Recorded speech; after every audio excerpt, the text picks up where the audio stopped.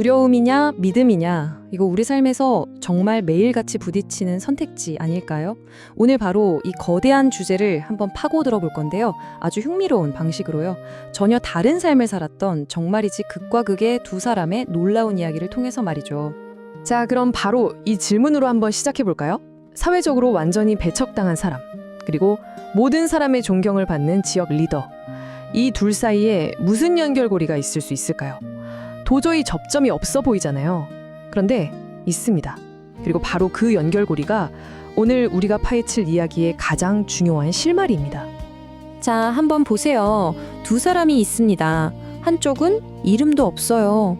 그냥 12년 동안 끔찍한 병으로 고통받으면서 사람들 눈을 피해 숨어 지내던 여인입니다. 사회적으로는 뭐 투명인간이나 다름없었죠. 그런데 다른 한쪽은요? 와, 정반대예요.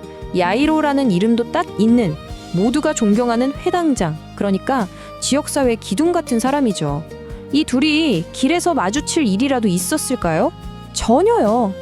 그런데 이렇게나 다른, 정말 하늘과 땅 차이인 두 사람한테 딱 한 가지 아주 결정적인 공통점이 있었습니다. 그게 뭐였을까요? 바로 절박함의 끝에서 마지막 희망으로 예수님을 찾아왔다는 거예요. 바로 여기서 이들의 이야기가 시작됩니다. 좋아요. 그럼 먼저 첫 번째 이야기부터 한번 깊게 들어가 보죠. 바로 그 여인의 이야기입니다. 부정한 손길. 이게 그냥 손길이 아니거든요. 과연 어떤 의미가 숨어 있는지 같이 한번 살펴보겠습니다. 여기서 부정하다는 말을 그냥 깨끗하지 않다 정도로 생각하면 완전 오산입니다. 이게 정말 중요해요. 당시 율법, 특히 레위기를 보면요. 이건 그냥 몸이 아픈 차원의 문제가 아니었어요.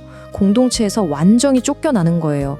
가족과도 친구와도 함께할 수 없고 심지어는 신에게 예배조차 드릴 수 없는 그야말로 영적, 사회적 사망 선고나 다름없었죠. 무려 12년 동안이나 이 여인은 이런 끔찍한 고립 속에서 살아왔던 겁니다. 그럼 그녀가 예수님의 옷자락을 만지잖아요?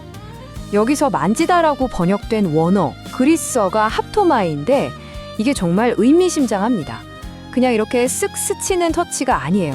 이건 뭐랄까, 꽉 붙잡다, 매달리다, 의지하다 같은 정말 자신의 모든 걸 건 필사적인 몸짓, 마지막 지푸라기라도 잡는 심정을 담고 있는 단어인 거죠. 자, 여기서 정말 놀라운 일이 벌어집니다. 당시 상식으로는요, 부정한 게 정결한 것에 닿으면 정결한 게 더러워져요. 그게 룰이었어요. 그런데 예수님은 더러워지지가 않으시는 거예요. 오히려 반대 현상이 일어납니다. 마치 어둠 속으로 빛이 들어오면 어둠이 사라지는 것처럼 예수님에게서 흘러나온 그 거룩함이, 그 생명력이 여인의 부정함을 그냥 압도해버리고 완전히 이겨버린 거죠. 이야, 이게 이 이야기의 패러다임을 완전히 바꿔버리는 순간입니다. 자, 그렇다면 예수님은 어떻게 반응하셨을까요? 그리고 이 여인이 얻은 건 과연 무엇이었을까요? 그냥 병이 나은 것? 그게 전부가 아니었습니다. 훨씬 더 깊은 이야기가 있어요. 예수님이 그녀를 부르시는데 와, 이렇게 말씀하세요. 딸아. 한번 상상해 보세요. 12년 동안 이름 없이 그냥 저 부정탄 여자라고 손가락질 받으며 살았을 거 아니에요. 그런데 그런 그녀에게 딸이라고 불러주신 거예요. 이건 그냥 호칭이 아니죠. 이건 너는 다시 우리 가족이야. 너는 소중한 존재야. 라고 선언해 주시는 거나 마찬가지였습니다. 그녀의 무너진 정체성을 단 한마디로 다시 세워주신 거죠. 그리고 내 믿음이 너를 구원했다고 하실 때 이 구원했다는 단어도요. 그리스어로 세소켄인데 이게 단순히 병을 고쳤다는 뜻을 훌쩍 뛰어넘습니다. 이건 몸뿐만 아니라 마음, 영혼, 관계, 그러니까 한 인간의 모든 것이 온전하게 회복되는 그런 완전한 구원을 의미하는 단어예요. 정말 전인적인 회복이었던 거죠. 자, 그런데요, 이 놀라운 일이 벌어지는 동안 우리 잊으면 안 되는 사람이 한 명 있죠. 맞습니다. 바로 자기 딸 때문에 애타게 예수님을 기다리고 있던 회당장 야이로.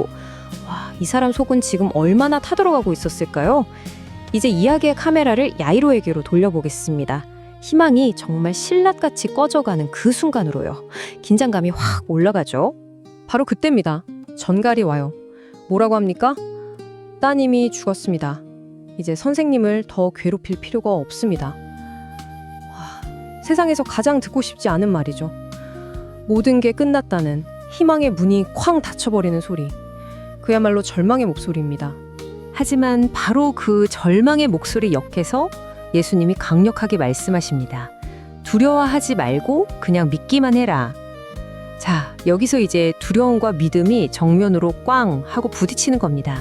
여기서 믿기만 하라 할 때 이 믿으라는 단어도 그냥 믿어 이게 아니에요. 그리스어 원어로 보면 피스투에인데 이건 문법적으로 지금 이 순간부터 계속해서 믿어라는 뜻이에요.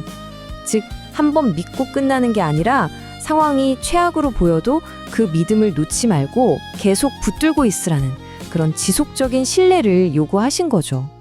그리고 마침내 야이로 이야기의 클라이맥스입니다. 주변 사람들은 다 끝났다고 비웃고 절망하고 있는데 예수님은 조용히 그 죽은 소녀에게 다가가세요. 그리고는 당시 일상적으로 쓰시던 언어, 아람어로 직접 말씀하시죠. 달리다굼. 이 달리다굼이라는 말, 아람어인데요. 뜻은 이렇습니다. 소녀야, 내가 너에게 말한다. 일어나렴. 죽음을 향해 명령하는 절대적인 권위가 느껴지는 동시에 소녀야 하고 부르는 그 다정함이 함께 담겨 있는 정말 놀라운 말이죠. 자, 이제 이 두 이야기를 하나로 묶어서 오늘 우리 모두에게 던지는 강력한 메시지가 무엇인지 한번 정리해 보겠습니다. 바로 두려움을 이기는 믿음에 대해서요. 결국 이 두 이야기는요, 우리 안에서 항상 싸우고 있는 두 가지 목소리를 아주 선명하게 보여주는 것 같아요. 한쪽에서는 두려움이 속삭이죠. 야, 벌써 12년이야. 포기해. 내 딸은 이미 죽었어. 끝났다고. 반면에 다른 한쪽에서는 믿음이 외칩니다. 아니야. 딱 한 번만 만져도 괜찮아. 두려워 말고 계속 믿어. 일어나. 그렇다면 이 이야기들이 오늘 우리에게 정확히 뭘 보여주는 걸까요? 몇 가지로 정리해 볼 수 있겠는데요. 첫째, 정말 작은 믿음의 행동이라도 그건 절대 헛되지 않는다는 겁니다. 둘째, 예수님의 능력은 우리의 부정함이나 심지어 죽음까지도 이겨낸다는 사실이죠. 셋째, 십자가가 그랬던 것처럼 모든 게 끝났다고 생각되는 그 지점이 사실은 완전히 새로운 시작이 될 수 있다는 희망. 그리고 아마 가장 중요한 건데요. 우리는 더 이상 우리의 문제나 상황으로 정의되는 사람들이 아니라는 거예요. 그분 안에서 우리는 사랑받는 아들이고 딸이라는 새로운 정체성을 선물 받았다는 거죠. 결국 이 수천 년 전의 이야기는요, 시간에 훌쩍 뛰어넘어서 오늘 우리 각자에게 아주 직접적인 질문을 던지고 있습니다. 너는 어떤 목소리를 들을 거니? 라는 거죠. 두려움의 목소리에 잠식될 것인가? 아니면 그 두려움을 넘어 믿음을 선택할 것인가? 오늘 이 이야기를 마무리하면서 우리 스스로에게 한번 이렇게 선언해 보는 건 어떨까요? 주님, 저는 두려움 대신 믿음을 붙잡겠습니다.